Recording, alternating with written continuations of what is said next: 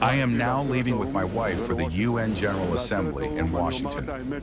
At the UN General Assembly, I will speak our truth. The citizens of Israel, the truth of the IDF soldiers of our country.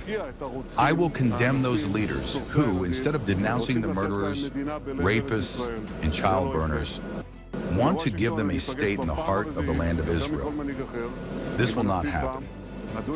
In Washington, I will meet for the fourth time, more than any other leader, with President Trump and discuss with him the great opportunities that our victories have brought, and also our need to complete the goals of the war.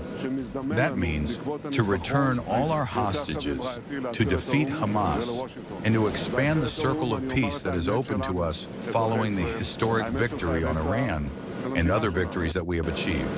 Israeli Prime Minister Benjamin Netanyahu said on Thursday, September 25th, he would condemn recent recognitions by some nations of a Palestinian state in his upcoming address at the United Nations General Assembly.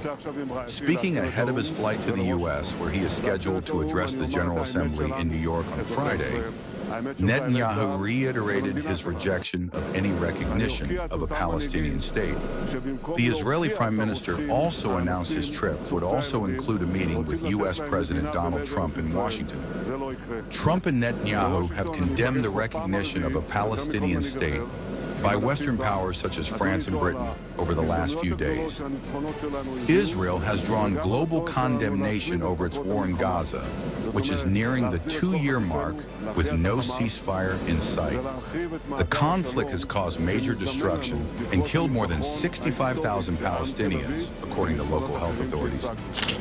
Yesterday, we adopted a credible plan to put an end to the war in Gaza, to preserve a two-state solution, Israel and Palestine, to allow the release of all hostages and to save so many lives. We've charted a course towards peace, which requires first and foremost that hostages still in Hamas's hands are released, that strikes on Gaza cease.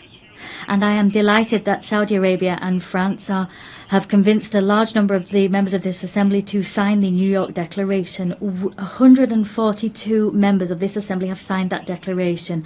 We've held out our hands to forge the path towards peace, immediate peace, release of hostages, ceasefire, stabilization of Gaza, the demilitarization and the dismantling of Hamas, and a reciprocal recognition of two states and a Palestinian state which is demilitarized, which recognizes Israel, an Israeli state which recognizes the state of Palestine, and all the states of the region that have not yet done so, we hope, will recognize the state of Israel. Through this mutual recognition, that is in fact a path towards peace.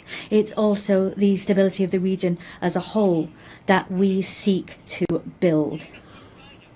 There cannot be any security or stability for Israel if we have a permanent war being waged with its neighbours, peace with Palestine, in the West Bank and in Gaza, and throughout Jerusalem, peace in Lebanon. There, the struggle against terrorism cannot be waged to the detriment of sovereignty of the Lebanese people. And it's for that reason I am delighted at the work that we have undertaken hand in hand with the United States of America, with the United Nations and UNIFIL to build this path that will make it possible to restore Lebanese sovereignty, to make the Lebanese armed forces once again able, with UNIFIL, to really anchor their sovereignty and to build this monopoly over weapons, a monopoly that can only be held by the Lebanese armed forces. Lebanon breathes easier when Hezbollah is weaker, and the rest of Lebanon will breathe even better when all of armed caches, when all of the arms held by Hezbollah are back in the hands of the Lebanese armed forces. There's no other choice. We'll soon hold a support conference for the reconstruction of Lebanon. And we'll also support the conference that our Saudi friends will hold, supporting the Lebanese armed forces. The world in these 2 years was witness to genocide in Gaza, was witness to the destruction of homes and repeated violation of sovereignty and territorial integrity in Lebanon, was witness to the devastation of Syria's infrastructure, was witness to assault against the people of Yemen, was witness to the forced starvation of emaciated children in the arms of their mothers, was witness to the assassination of Iran's scientists, was witness to the surreptitious raids infringing upon the sovereignty of nations, violating the territorial integrity of states, and openly targeting leaders of people. And all of this under the full support of the most heavily armed regime in the face of the earth, and under the pretext of self-defense. Would you countenance such things for yourselves? Who is the disturber of the stability of the region and the world? Who is the actual threat against international peace and security? Who is the violator of the golden moral maxim of mankind? Excellencies, ladies and gentlemen, you all bore witness that this past June, my country was subjected to a savage aggression in flagrant contravention of the most elementary principles of international law. The aerial assaults of the Zionist regime and the United States of America against Iran's cities, homes, and infrastructures, precisely at a time when we were treading the path of diplomatic negotiations, constituted a grave betrayal of diplomacy and a subversion of efforts towards the establishment of stability and peace. This brazen act of aggression, in addition to martyring a number of commanders, citizens, children, women, scientists, and intellectual elites of my country, inflicted a grievous blow upon international trust and the very prospect of peace in the region. Should we fail to confront such perilous breaches of international norms, these aberrations shall spread to engulf the world. The assault upon nuclear facilities under safeguards and international supervision, the open attempt to assassinate leaders and duly constituted officials of UN member states, the systematic targeting of journalists and members of the press, and the killing of human beings who solely by the reason of their knowledge and expertise are converted into military targets. Again, would you countenance such acts for yourselves? With this behavior, they have killed at the very least over 35,000 innocent civilians in Gaza. They have deprived them of food, drinking water, medication, and proper health care. Systematic targeting of journalists and members of the press, and the killing of human beings who solely by the reason of their knowledge and expertise are converted into military targets. Again, would you countenance such acts for yourselves?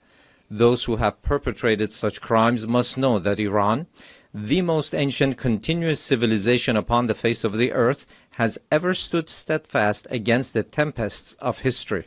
This nation, with a magnanimous spirit and an eternal will, has time and again demonstrated that it shall never bow before aggressors.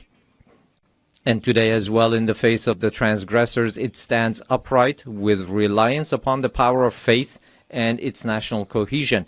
In this 12-day defense, the patriotic and valiant people of Iran laid bare before the aggressors the fallacy and self-delusion of their arrogant calculations.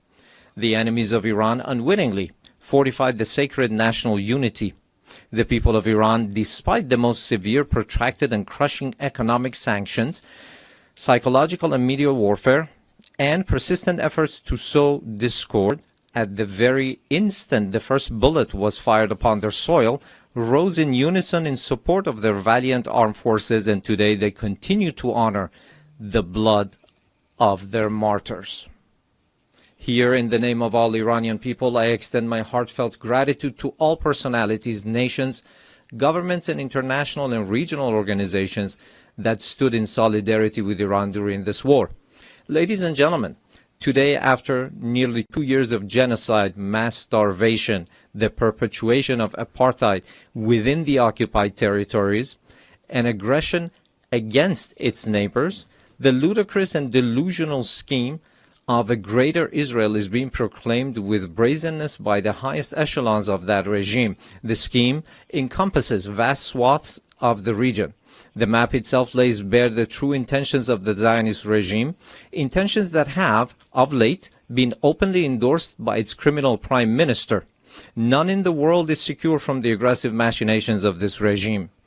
It is manifest that the Zionist regime and its sponsors no longer even content themselves with normalization through political means. Rather, they impose their presence through naked force and have styled it peace through strength. Yet, this is neither peace nor power. It is nothing but aggression rooted in coercion and bullying. But we envision our powerful Iran alongside powerful neighbors within a strong region with a radiant future. A future in which we stand together against a grand project that imposes genocide, destruction, and instability upon the region.